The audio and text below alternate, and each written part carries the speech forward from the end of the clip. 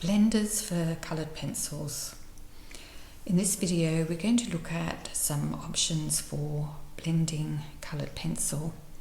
Now personally I don't use other instruments for blending, maybe because my subjects are animals and for the textures that I create I don't have a need for these blending tools.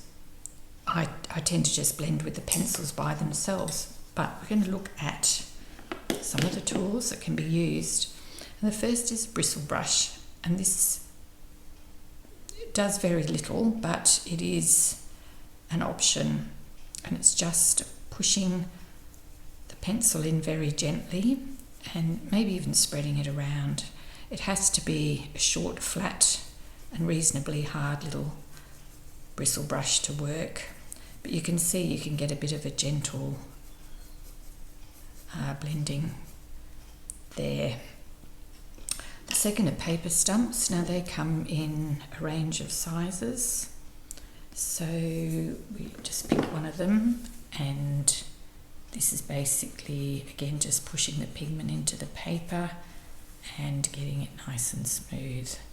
You can do this quite gently. The third one is a colourless blender, and this one's made by Caran d'Ache. And it's basically the binder that the pencils are made of. It also can be used for burnishing, so if you go really heavy you can burnish the coloured pencil without changing the colour. So if you use a light pencil like a white or a cream, that will actually lighten your work, which you've got to factor in. You can see there that's made it very smooth and almost painterly.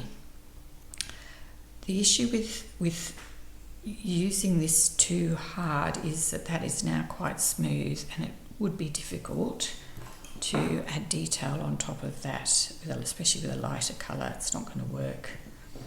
So if we look at a slightly darker colour, you're going to get a little bit of detail, but it is not as effective.